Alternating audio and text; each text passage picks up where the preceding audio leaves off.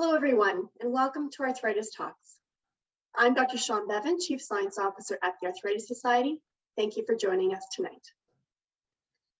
While we've come together for this event from many different places, I would like to acknowledge that the land on which I am located on in London, Ontario, is the traditional lands of the Anishinaabe, Haudenosaunee, Lenape-Pewak, and Wanderun. Today, this land continues to be home to diverse Indigenous peoples, First Nations, Métis, and Inuit, whom we recognize as contemporary stewards of the land and vital contributors to society. I'm grateful to have the opportunity to live and work on this land. Now, the fibromyalgia section of our website is one of our most visited, and despite its prevalence, there has typically been little information about the causes and treatment for fibromyalgia. Today, we are very fortunate to welcome back rheumatologist and fibromyalgia expert, Dr. Marianne Fitzcharles, who is here to answer many of your questions about fibromyalgia. Before we get started, just a few logistics. This webinar is best viewed on a laptop or desktop computer. If you have technical difficulties, please email arthritistalks@arthritis.ca for assistance. If you have a question for our presenter, you could submit it through the Q&A button at the bottom middle of the screen, and we'll try to get to as many questions as we possibly can during the hour that we have together. You can click on the chat icon in the bottom middle of the screen to access the chat and connect with other participants, as well as the Arthritis Society's chat moderator. If you find that distracting and you want to close the chat completely, just click the red X icon to close out of the window. We are pleased to continue to provide captioning of our webinars to accommodate the diverse needs of our audience, and you'll see that running along the bottom of the page. So many questions that we received did follow similar themes, so we'll address those first before going into the live Q&A at the end of the session. Before we get started, I want to thank our event partners, Pfizer, United Way Winnipeg, and others for their financial support of our Arthritis Talks series. So with that, let's get started. And first, a very warm welcome to Dr. Fitzcharles. So, Dr. Fitzcharles, can we first start by addressing the connection between fibromyalgia and arthritis? Is it actually a type of arthritis or not? So good afternoon, and it's really a real pleasure to be here with you today and to try to give a little bit of understanding to a subject that is so very important to many patients and to a problem that we are beginning to understand, but there still are many unanswered questions. So let's try to understand arthritis versus fibromyalgia. So arthritis defines a condition where there is some abnormality within the joint. It is a structural abnormality. So it might be a change of the cartilage. It might be inflammation of the joint, such as rheumatoid arthritis, or a cartilage change, such as osteoarthritis. So there really is a structural change. Fibromyalgia, on the other hand, is the term that's used to explain a syndrome of pain. Pain that is felt in the musculoskeletal system, and very often there is no anatomical abnormality. So even although people feel pain in the muscles and there's aching and the pain moves all over the body, when we actually do tissue analysis, there is nothing abnormal to see.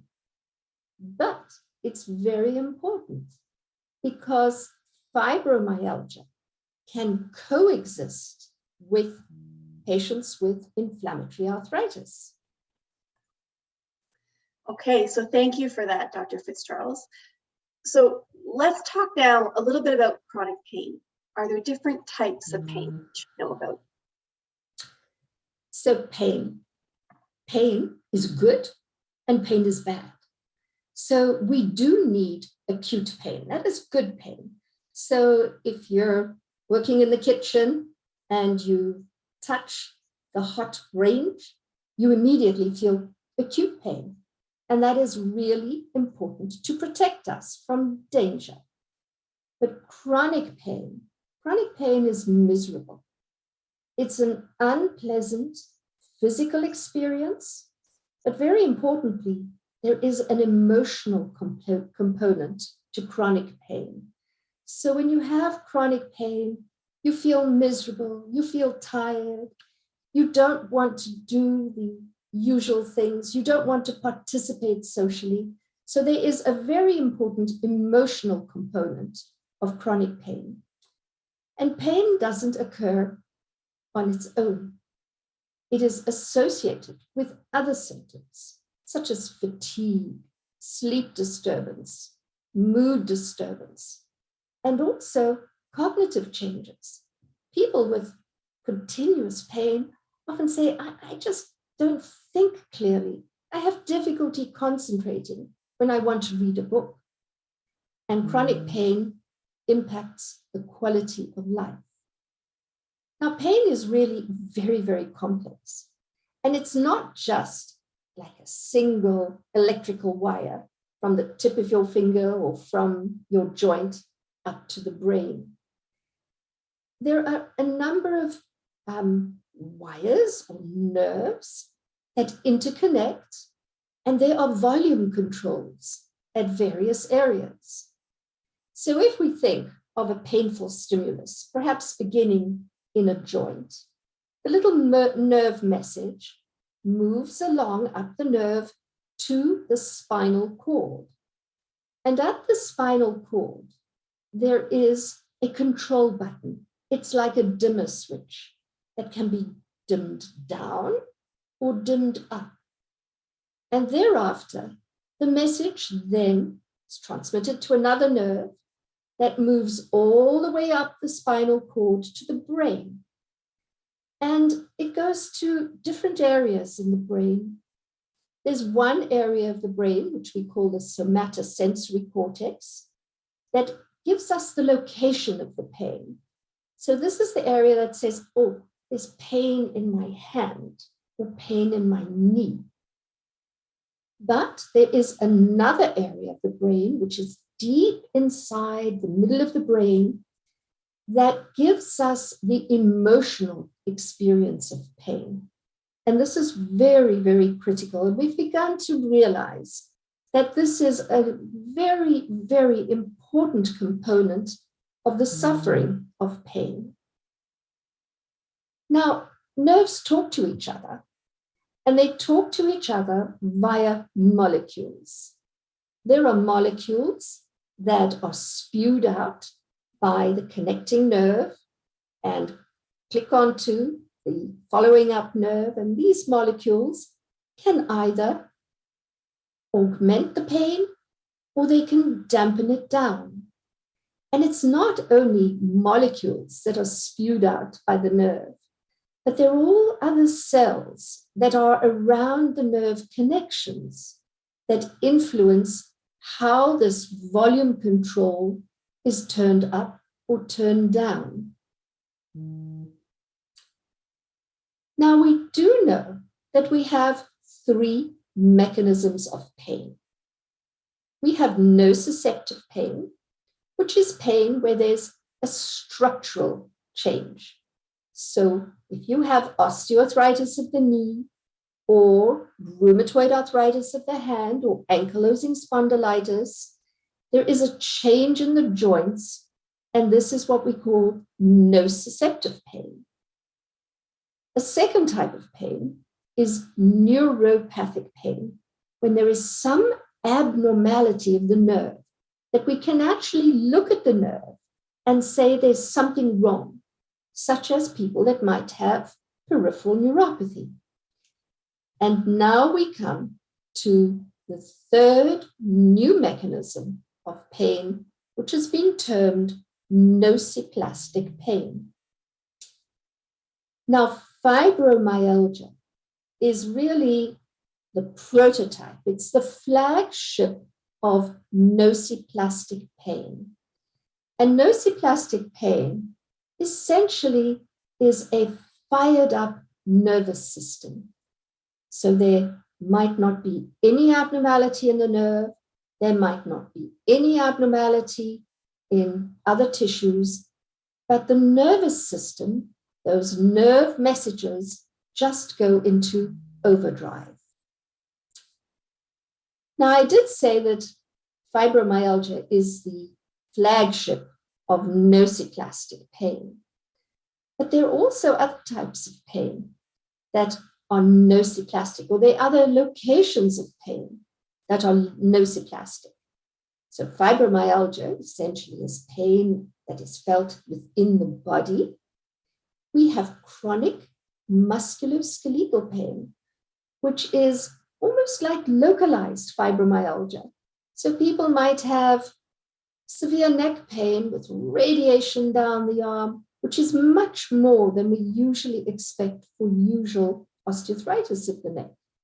And now we understand that some people with regional musculoskeletal pain have chronic nociplastic pain.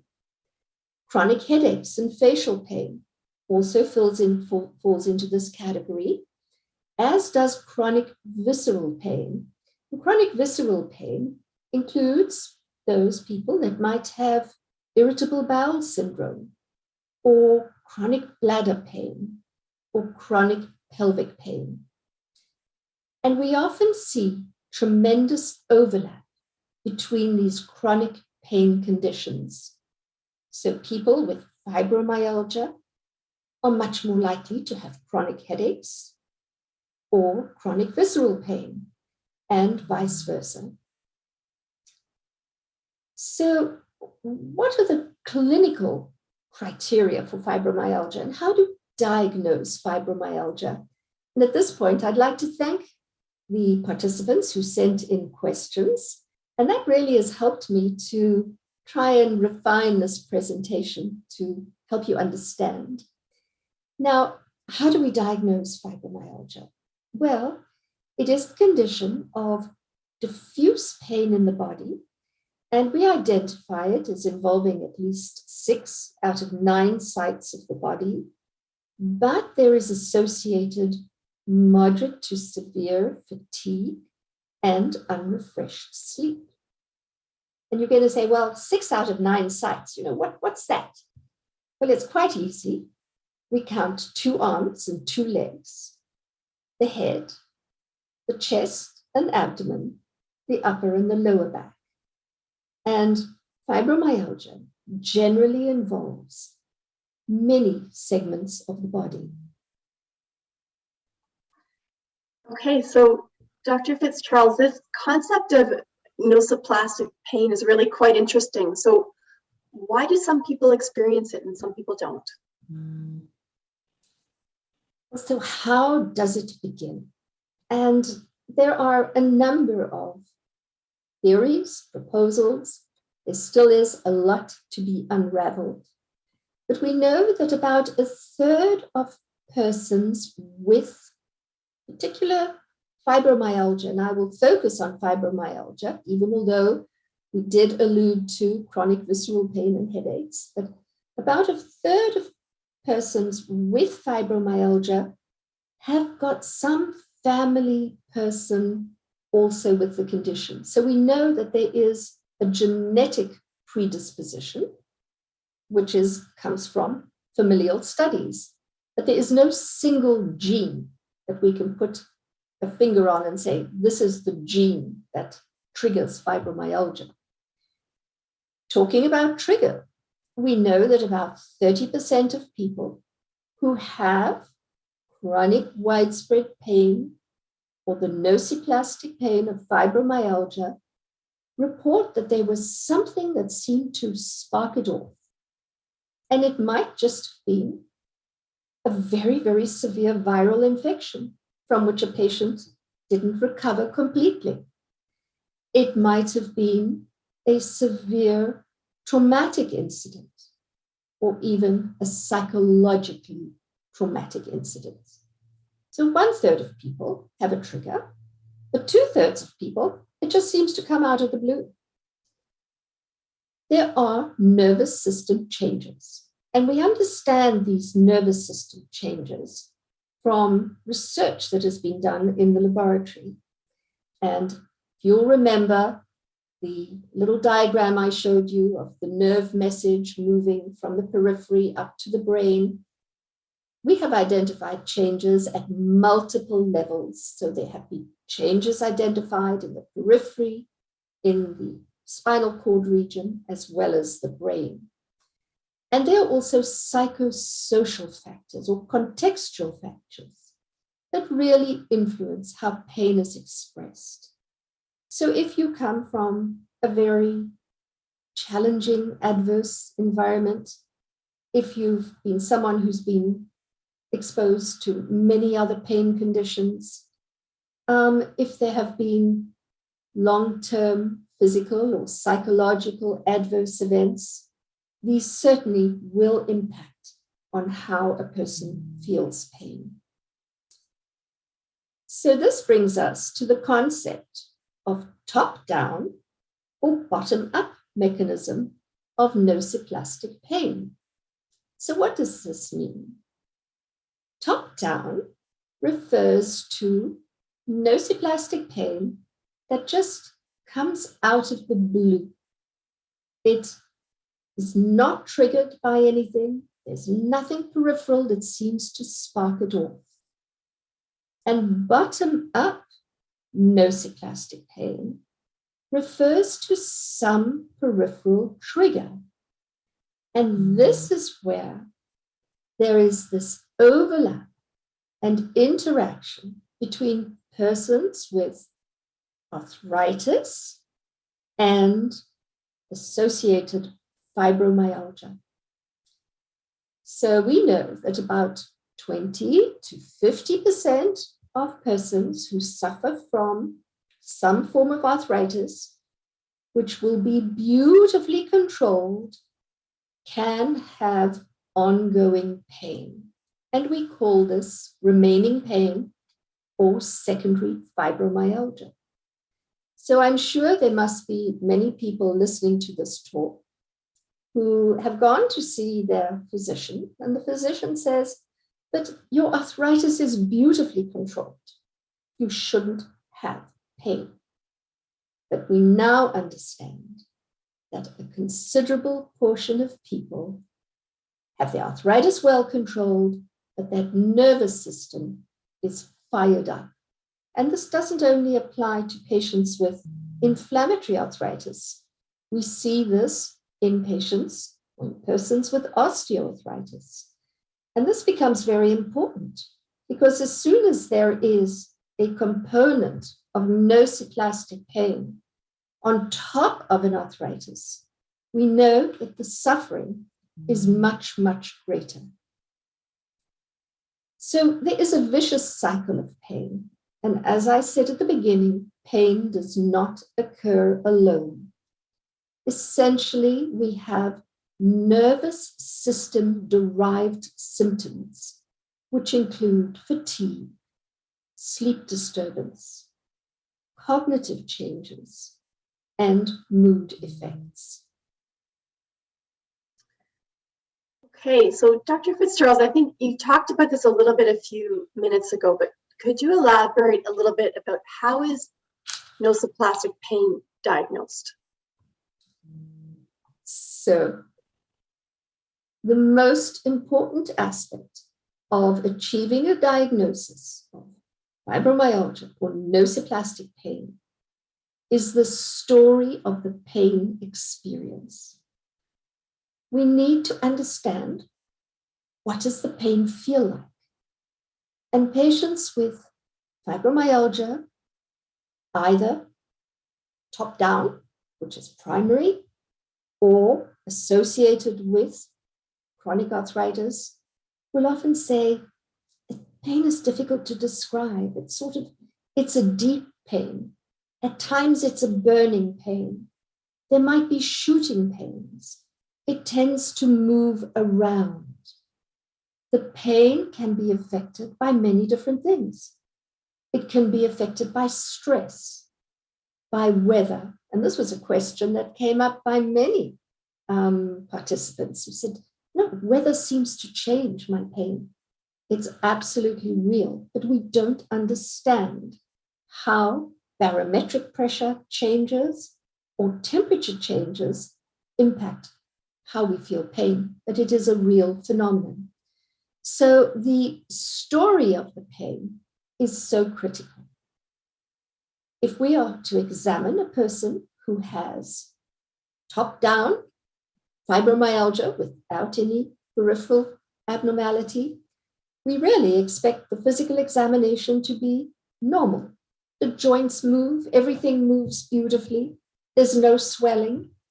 And this is very frustrating for patients because they look so normal. They look normal to their physician, they look normal to their families, to their friends and colleagues. And we have no single laboratory test that can confirm the diagnosis. All of the testing and all of the understanding that I've talked about is related, it comes from what we understand in the research setting. We do not have a single test that we can do to say this is or this is not fibromyalgia. But there have been some really new suggestions about the physical examination. And what we do know is that some people with nociplastic pain report pressure allodynia. And that is just simply touching the muscles feels painful. I've had patients tell me, when the cat jumps on my lap, it's painful. I don't understand it, it's my cat. Or if my grandchild comes and grabs my leg, it's painful. This is pressure allodynia. There is something else that we see, not in everyone with nociplastic pain, but it's called brush allodynia. So just gently touching the skin with fingers or a brush, patients will often say, it just doesn't feel good. It doesn't feel nice. And we call this brush allodynia. There also can be, in some people, hypersensitivity to heat and cold. And something called after sensation. So if the skin is just gently touched with fingers or a feather, the patient will say, yes, the feather is gone, but I can still feel an echo of something.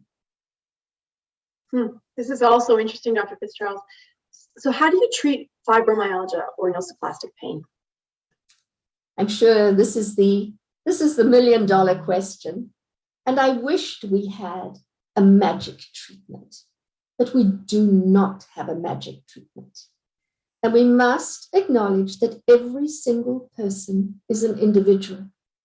And therefore it is so important to focus the treatment to the individual's needs. And this is what we call precision medicine. We aim to reduce symptoms as best we can, but we do not have a cure. We want to improve or maintain function and maintain quality of life. And it's so important for a person with nociplastic pain to have realistic expectations. Our expectations of what we're able to do will and must change over the years as we age. What you did when you were 22, you are not going to be doing when you're 62. And that is the reality. We must also be empathetic in our care of patients. And empathy means that even if we cannot give the person that magic treatment, we must do the best to be caring and understanding. And it is also so important not to go and do more and more unnecessary investigations. So the essence of treatments are, first of all, what we call multimodal treatment, which is not just giving one drug, but it is really looking at the person in total and really combining non-pharmacologic as well as perhaps some drug treatment for some patients. We must also acknowledge that our drugs give only a modest effect. They are not magic, and there is no single drug that works for every single person. And in a very simple way, if I have a patient in my office, I try to understand what is the severity of the symptom. And we know for every medical condition, there is a whole range of severity. There are those with mild or moderate or more severe complaints. And to try to understand the severity gives us some guidance as to how to proceed. We must always begin with non-pharmacologic treatments.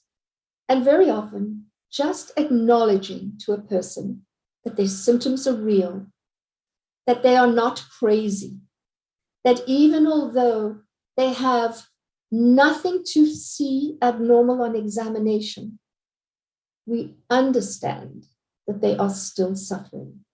So reassurance is important. We emphasize that people should be demedicalized, and we don't want people to get hooked onto perhaps their chiropractor, or to get hooked onto getting more and more investigations or another MRI. So demedicalization, saying this is the condition, let's move forward. Healthy lifestyle practices, we often forget about this, but this is really very important, very critical to keep in mind. Beware of a bucket of drugs. We have no single drug that works for everyone. And as I've said, there are multiple facets to this pain complaint. And I often say, let's go for the symptom of greatest severity. It might be pain, and we might consider something like acetaminophen, which is a very, very good drug. Anti-inflammatory agents, perhaps. Cannabinoids, perhaps. No to opioids. If sleep is a problem, we might try a very tiny dose of those old-fashioned antidepressants, the tricyclics. You might recognize the term amitriptyline or nortriptyline, or a tiny dose of the antiepileptics. I did say that mood is often difficult. If you've had chronic pain for a long time, it drags you down, you can feel depressed. And if mood is really important, your physician will choose the best medication to address the mood complaint. And unfortunately, fatigue is probably the most difficult symptom to treat. And there is no single drug that is recommended to treat fatigue. Okay, so Dr. Fitzcharles, can you elaborate more on those treatment options that don't involve drugs? So these are so important. And it is critical that there is a partnership between the healthcare professional and the patient. We need to promote a positive attitude and active patient participation in their care. For someone to sit back and say, I can't do anything, just give me a drug, that doesn't work. We have to work together. We look to patients to develop coping skills, to think about pacing. You don't have to do everything on the same day. You can do little things in bits and pieces. Prepare half the supper and then sit down for 10 or 15 minutes. Pacing is very important. Those self-management, good lifestyle practices are critical.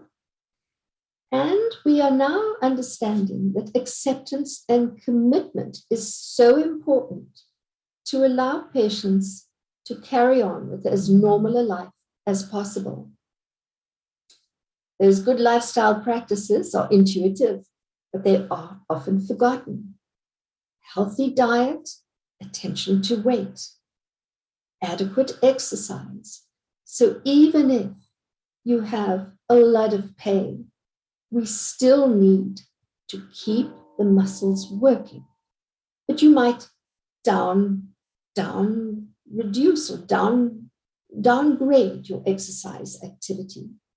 We need to keep muscles conditioned. Sufficient sleep is important. Controlled stress. And it's so good to keep yourself busy. And if possible, keep working, because it is a very, very good distraction. People say, what exercise should I do? What's the best exercise? Well, there is no single best exercise for everyone. And this is now precision medicine. It's what suits an individual. There are some people that might be very, very happy doing a Tai Chi exercise group or just simply walking. Or there are others that feel very happy in water. But any exercise that you enjoy, that's easy to participate in, and that you're able to do consistently. That's what it is. It's not just going to see a physiotherapist for 4 weeks and then sitting back and not doing anything. It really is a lifestyle practice to do on a continuous basis. And unfortunately, it's so difficult for us to continue with a good exercise program. I sometimes ask people, what exercise do you do for what health-related exercises? Well, I don't really do anything. I said, well, what are you doing during the day? How do you spend your day? Oh, well, I'm really busy. I love gardening. Well, of course, you don't. Gardening is wonderful, and that is very good exercise. So the modern world, we have now a brain. Exercise activity means going to the gym. No, it doesn't. Just simply going for a nice walk is good exercise activity. What about diet? What can I do to help myself? Is there anything in diet? Absolutely. So as we evolved into man over millions of years, our diet has changed.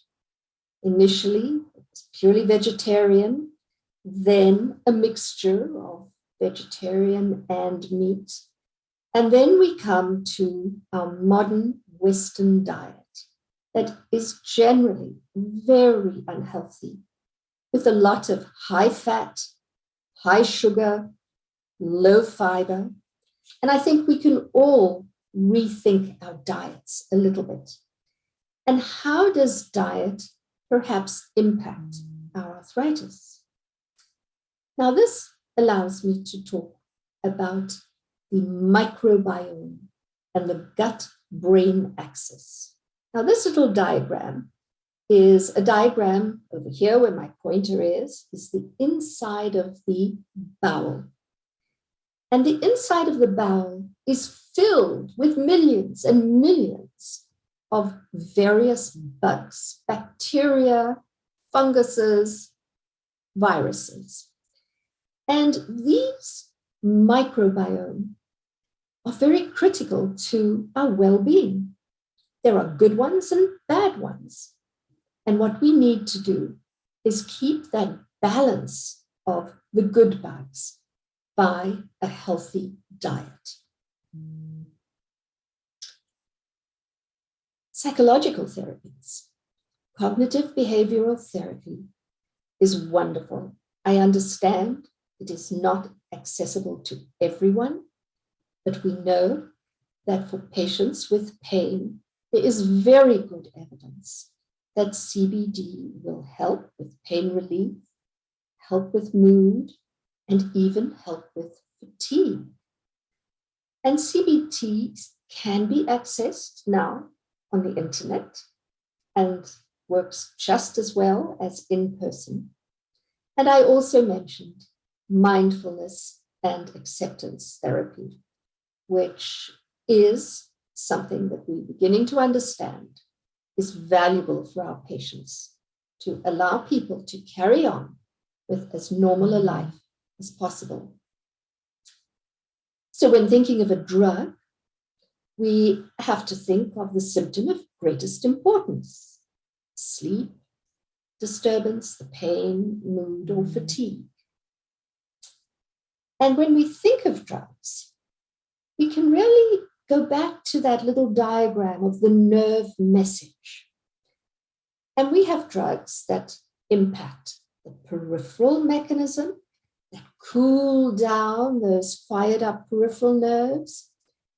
We have drugs that affect this volume control at the dorsal root ganglion. And we have mechanisms that impact what's happening in the brain.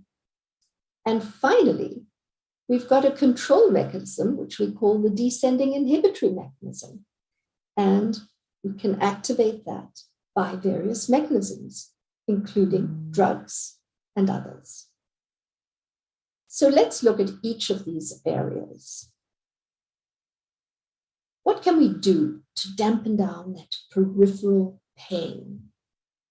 That peripheral pain going up to the spinal cord? Well, we can cool down the peripheral pain, and this is why heat and cold and massage help. Topical agents. We use a lot of topical anti-inflammatory agents. And many of these products that you can obtain in the health food section of the pharmacy contain products such as menthol, or eucalyptus, or camphor, which really work on those peripheral nerve channels and cool them down. The anti-inflammatory drugs, such as ibuprofen or naproxen, they also cool down that soup of inflammatory molecules in the periphery, and also drugs that alter conduction, such as the anesthetic or anti-epileptic agents. So many of you might be using an agent such as gabapentin or pregabalin, and it works in the periphery, but it also works at that volume control area. What about treating the central pain? And we call central pain pain that is moving up the spinal cord to the brain. So there are psychological interventions that can improve and dampen down that fired up nervous system. This is how hypnosis works. Distraction. So many people tell me, when I'm really focused on something, I've got this wonderful hobby, and when I'm scrapbooking, I'm distracted, and my pain seems to be a little better. Emotion. If you're feeling happy, if you have nice smells, if you've listened to nice music, your emotions are good, and that also dampens down pain. The drugs that work more centrally include acetaminophen, anti-inflammatories. This is where the opioids and cannabinoids, as well as antidepressants and the anti-epileptics. And finally, those descending mechanisms. Well, we can harness the natural inhibitors. And these natural inhibitors are exercise. So there is no question that physical activity dampens down those pain messages from top down. Placebo. When any drug study that is valid is done with a placebo. And we know that placebo has a real effect. And the beliefs, if you do something and you believe it's going to work, it impacts the descending mechanisms. And finally, the drugs such as serotonin, norepinephrine, opioids, and cannabinoids. Serotonin, norepinephrine are the molecules, and these are the molecules that can be impacted by the use of antidepressants. But I did say at the beginning that drugs are not great. And I've got this little diagram up to show you that this is called number needed to benefit. So in clinical trials of fibromyalgia, in particular, an agent such as pregabalin, you need to treat 9 patients for 1 patient to have an appreciable effect. Look at the old-fashioned amitriptyline. You only need to treat 3.5 patients. Not sure how you get half a patient, but those are the statistical numbers. You only need to treat 3 patients to get an effect in 1 patient. So in summary, nociplastic pain is real. There is no question. It is real even when there is nothing to see. There is no single test that we can do in the clinical setting that identifies nociplastic pain. So there is no laboratory test or MRI that we do in the clinical setting. Regarding management, always focus on good lifestyle practices. Remember that no single drug works for everyone, but generally over time, patients are able to identify what seems to work best for them. Remember that drugs only give a modest effect. And with that, I think that I'm going to hand it over to Sean. Thank you, Dr. Fitzcharles. Thank you for all that great advice. Before we get into some of the additional Q&A from this evening, do you have any final thoughts or recommendations for our viewers?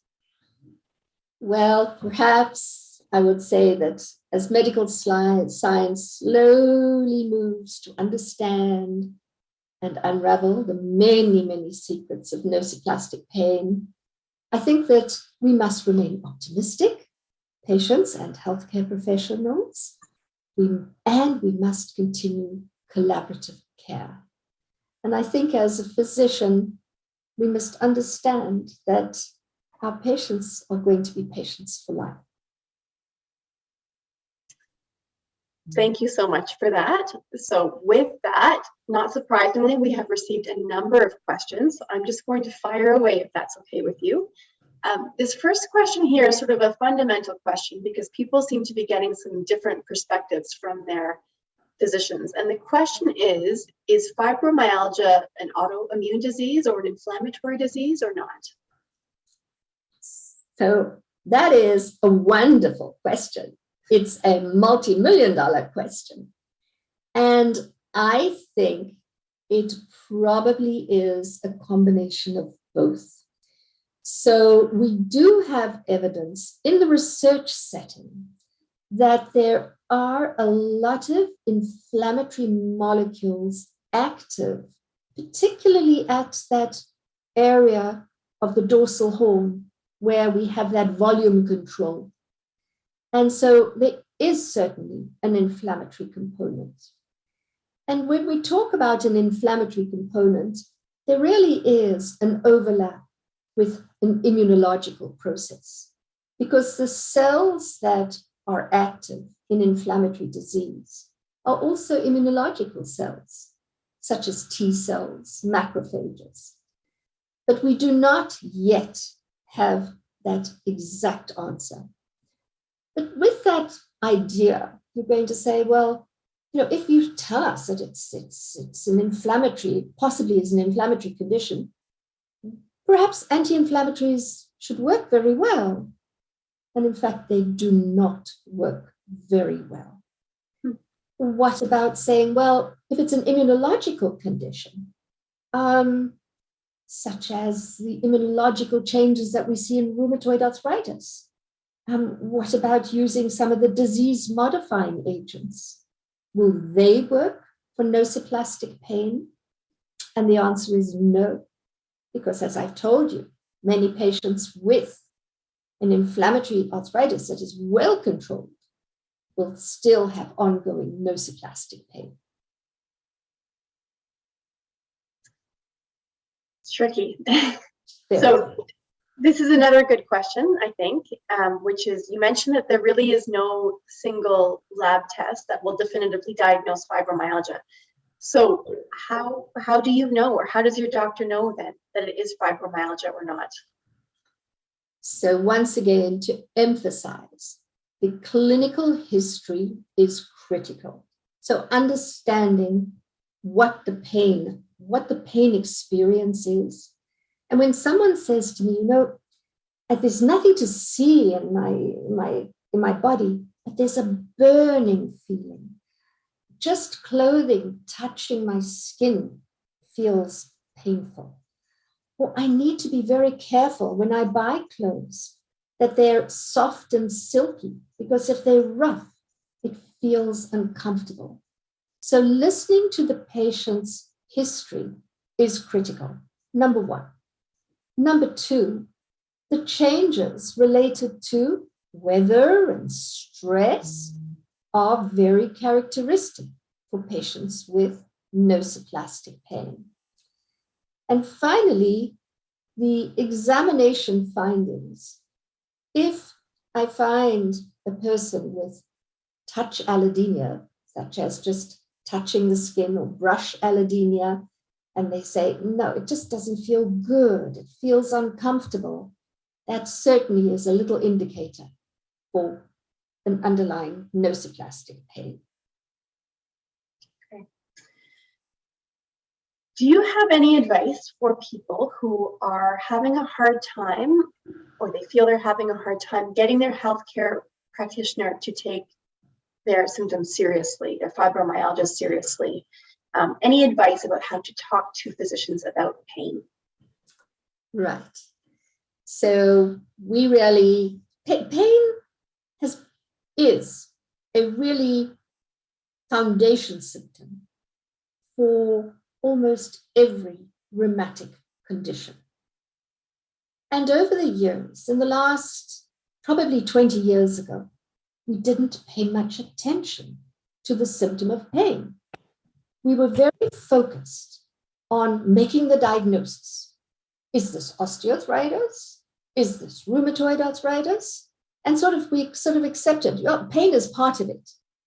But today we have become much more aware of the need to acknowledge, understand, and do the best we can to treat pain.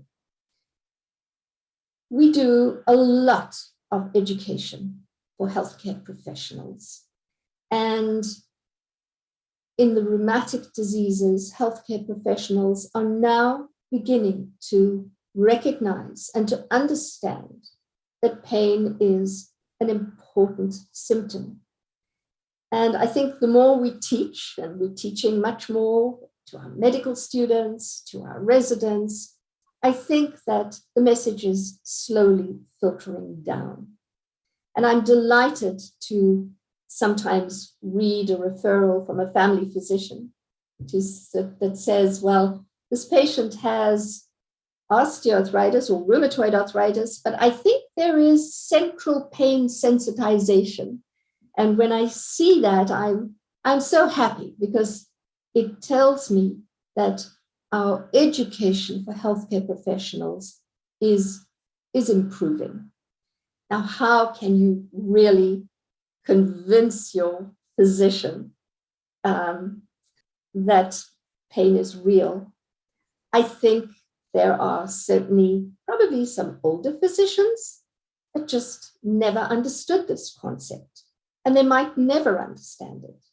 But I think our whole group of young physicians are going to be much, much more aware of the need to understand pain, and particularly fibromyalgia.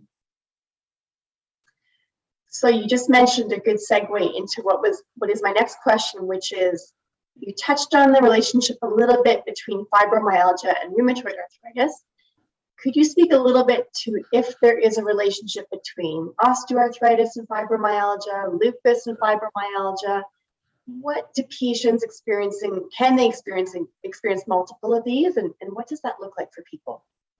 So absolutely. So we now know that there is a tremendous overlap between various pain conditions and nociplastic pain.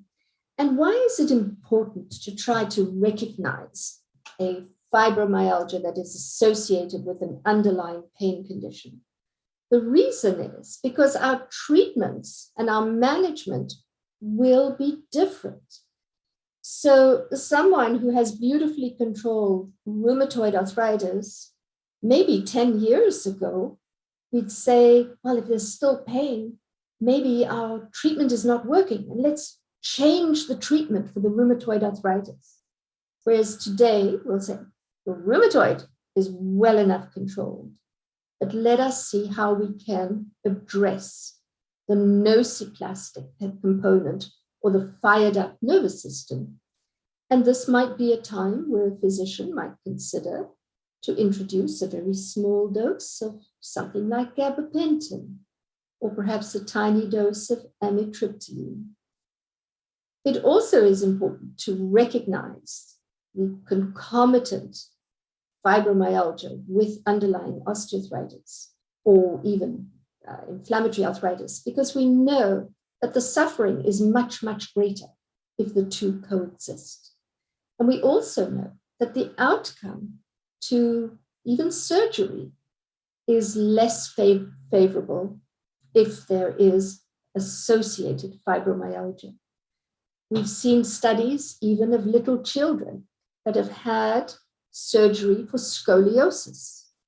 And if they have a more diffuse pain condition, when they go into surgery, the outcome following the surgery is not as good as a child that maybe had very localized pain. So it's important to try to recognize this and to acknowledge that there is an important pain component. Okay, so a couple of questions here about, is fibromyalgia cyclical? Does it come in flares, and how long would flares typically last if it does? Absolutely, 100%. And so let me start off by talking about fibromyalgia through the ages. We can see fibromyalgia in children. It was originally mostly described in younger women in their probably mid-30s. We see fibromyalgia in men. It is probably underdiagnosed in men. And we also see it in the elderly. Fibromyalgia does tend to be a lifetime condition. And patients will generally have some degree of symptoms throughout life.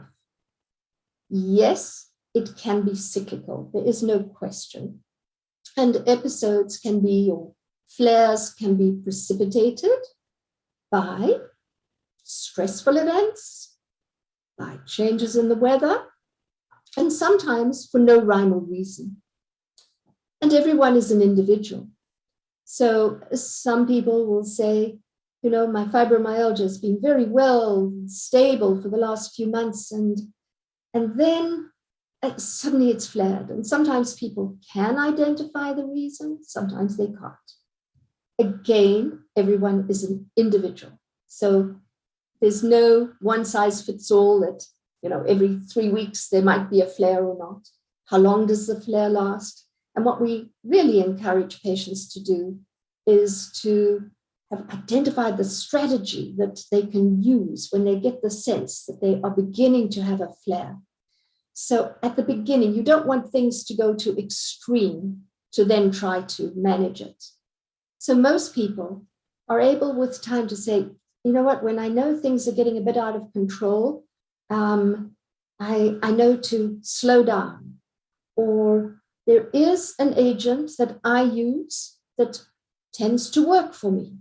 It might be someone will use a little more acetaminophen, or perhaps a cyclobenzaprine, pill called Flexeril, or maybe use a little bit more gabapentin. So most people are able to identify when their flare is beginning, and we encourage patients to do everything they can to dampen it down as quickly as possible. Okay. You mentioned exercise being beneficial. A couple people here have asked, could it actually trigger a fibromyalgia flare? Right. So about 1/3 of persons with fibromyalgia report that when they do exercise, they have more pain. And I showed you every single guideline says exercise, exercise. But we now understand that those people that have more pain with exercise, they're unable to harness those descending mechanisms. So as I said to you, exercise usually increases our pain relief. But there are some people with fibromyalgia where it just doesn't, and it actually aggravates more pain. So what do we tell people? We tell them to modulate the physical activity that they're doing, but still keep up. And it might be changing to a different type of physical activity. It might be doing a water activity rather than something aerobic, or a slower activity, something like a Tai Chi, where movements are much more controlled. But please do everything you can to maintain physical activity. It's good for the psyche, it's good for the muscles, it's good for general conditioning, for your heart, your cholesterol, all of those good things. I will ask you one final question that has come up a few times in the Q&A, which I know is dear to your heart, and you spend a lot of time thinking about this, but the question really is around what evidence is there with respect to the potential for cannabinoids to help with fibromyalgia pain? So because we don't have a magic treatment and no drug works perfectly for our patients, clearly many people are asking about cannabinoids, are exploring their use. And in fact, probably one of the most common reasons why people with musculoskeletal complaints use cannabinoids is because of fibromyalgia. Unfortunately, our evidence is not very good. And the reason is we've not done sufficient studies. So when I say evidence is not good, it doesn't mean to say the agent doesn't work. It just means that we have not yet done the good studies that need to be done. And if someone tries a cannabinoid and it works, it gives them some relief, and they do not have important side effects, and they're able to afford it, I think that there is a very reasonable treatment option for some people, but it's not a treatment for everyone. Thank you so much for sharing your knowledge with us today, Dr. Fitzcharles. We would just like to take a few moments to get the audience's feedback on today's presentation. So for those of you watching on the Zoom, you'll see a poll question come up on your screen with some answer options. So click the response that reflects your thoughts. I feel more knowledgeable and empowered after attending this webinar. So check what applies, please. We will also be sending you an evaluation form when we email the recording. So if you weren't able to access that poll question, you'll have the opportunity to offer feedback at that time. Please do. We really do use the survey feedback to shape our Arthritis Talks webinars, and we really do value your input. Once again, we are grateful to our partners, Pfizer and United Way Winnipeg, for their support of this event. We will be back during Arthritis Awareness Month in September with 2 more Arthritis Talks webinars, so stay tuned in your inbox for more information on those and help us spread the word. This concludes Arthritis Talks, Fibromyalgia, Arthritis, and Pain. On behalf of all of us, thank you so much for joining us today. Please stay well. Thank you so much. It's been a pleasure. Thank you, Dr. Fitzcharles.